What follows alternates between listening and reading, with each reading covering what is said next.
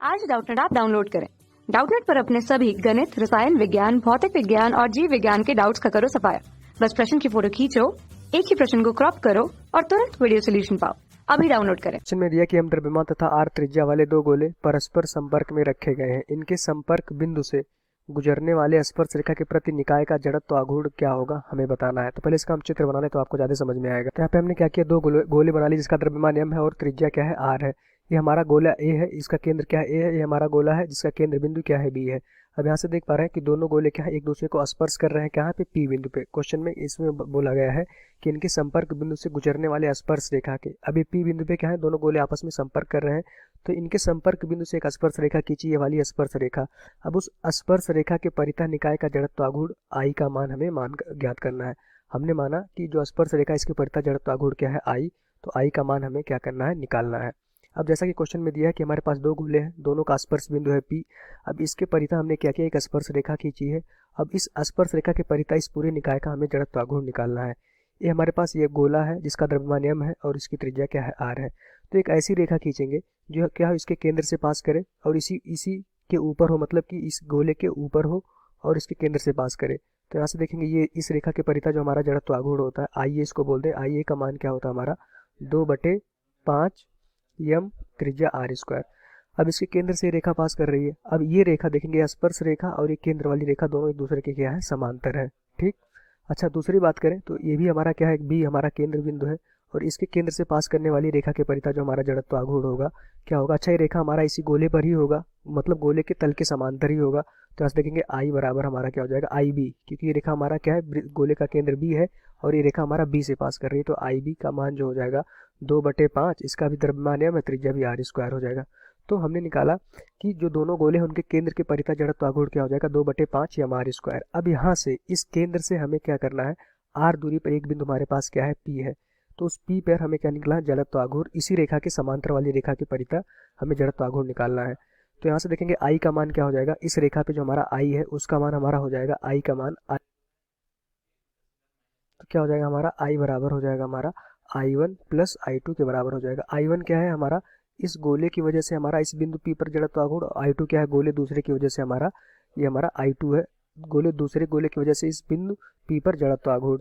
तो यहाँ से देखेंगे अगर इस तरह से इसको समझे हम, समांतर अक्षों का थ्योरम लगाएंगे कि हमारे पास क्या था, गोला था इस तरह से। ठीक, इसके केंद्र से पास करने वाली रेखा के परितः जो हमारा जड़त्व आघूर्ण था, ये मान लेते हैं केंद्र था, वो हमारा क्या था, IA था। ठीक। अब इससे एक रेखा क्या है, इस रेखा के समांतर है और यहाँ से पास कर रही है, मतलब कि इस गोले के एक परिधि से पास कर रही है, स्पर्श रेखा है। तो यहाँ तक ये P बिंदु हमारा यही था। इस केंद्र और P बिंदु के बीच की दूरी क्या है, r है, त्रिज्या के बराबर। तो इस P बिंदु पे अगर हम जड़त्व आघूर्ण निकालें उसको कहें क्या है, हमारा I1 है।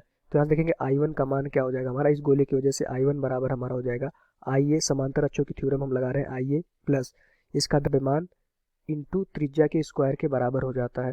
तो I1 का मान देखेंगे, I1 बराबर क्या हो जाएगा हमारा IA का मान हमने निकाल लिया और रेखा जो इस गोले के केंद्र से पास कर रही है उसके परितः जड़त्व आघूर्ण, उसका मान होता है, ये सूत्र होता है 2/5 m r² प्लस यहाँ से देखेंगे m r²।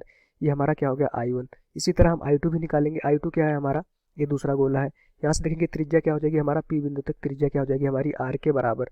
अब समांतर अक्षों की थ्योरम लगाएंगे तो समांतर अक्षों की थ्योरम क्या कहती है कि उसके केंद्र से पास करने वाली रेखा के परितः जड़त्व आघूर्ण प्लस उनके बीच की दूरी के स्क्वायर के बराबर होता है। तो यहाँ से देखेंगे IP का मान, I2 का मान, इस गोले, ये हमारा दूसरा गोला था, इस दूसरे गोले की वजह से P बिंदु पर जड़त्व आघूर्ण हमने क्या माना है, I2 माना है। तो इस गोले की वजह से I2 का मान क्या हो जाएगा हमारा, IB का स्क्वायर।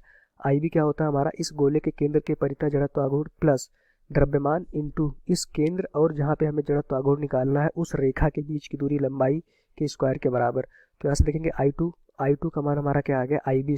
IB का मान हमने पहले ही निकाल, IB² नहीं होता, सिर्फ IB होता है। तो IB का मान हमने निकाल लिया क्या है, 2/5 द्रव्यमान m r² प्लस हमारा क्या हो जाएगा, m r²। तो इस दोनों गोलों की वजह से P बिंदु पे जो हमारी रेखा है उसके परितः हमने जड़त्व आघूर्ण क्या किया, निकाल लिया। अब हमारा क्या है, P बिंदु पे जो है, P बिंदु दोनों गोलों के लिए एक ही रेखा है, दोनों स्पर्श रेखा है। तो यहाँ से देखेंगे जो हमारा I का मान क्या हो जाएगा हमारा, I1 प्लस I2 के बराबर हो जाएगा। तो यहाँ से देखेंगे I बराबर हमारा हो जाएगा, I1 का मान क्या हो जाएगा 2/5 m r² plus m r² plus I2 का मान क्या हो जाएगा हमारा, I2 का मान भी 2/5 m r² plus m r²। चूंकि दोनों गोलों की त्रिज्या r थी और दोनों गोलों के केंद्र के परितः जड़त्व आघूर्ण हमारा क्या है, m r² प्लस समांतर अक्षों की थ्योरम से इस रेखा के बीच की दूरी क्या है, इस रेखा से केंद्र वाली रेखा से r है, तो ये हमारा स्क्वायर और जुड़ जाता है। तो यहाँ से देखेंगे हमारा क्या हो जाएगा, i बराबर हो जाएगा 4mr² 5 प्लस हमारा 2mr²। तो इन दोनों को हम जोड़ देंगे तो हमारा जो i आ जाएगा, i क्या है, स्पर्श रेखा के परितः दोनों गोलों की वजह से क्या आ जाएगा हमारा 14mr²/5। ये हमारा जड़त्वाघूर्ण आ जाएगा उस स्पर्श रेखा की जो दोनों गोलों को स्पर्श बिंदुओं से पास करती है, उसके परितः हमारा जड़त्वाघूर्ण।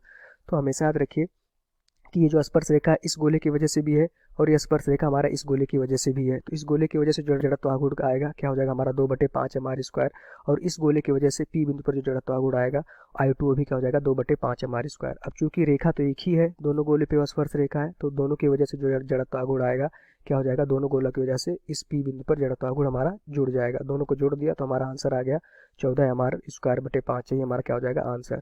और हमेशा याद रखिए अगर गोला होता है स्पेयर तो उसके केंद्र के परितः जो जड़त्वाघूर्ण होता है क्या होता है, I बराबर 2/5mr²। हमारा सूत्र होता है, इसको याद रखिए और समांतर अक्षों की थ्योरम से इस क्वेश्चन का आंसर हम निकाल लेंगे। Thank you. कक्षा 6वीं से 12वीं से लेकर नीट, IIT, JEE वो एडवांस के लेवल तक 1 करोड़ से ज्यादा छात्रों का भरोसा। आज ही डाउनलोड करें डाउटनेट ऐप या व्हाट्सएप करें अपने सारे डाउट्स 8400 400 400 पर।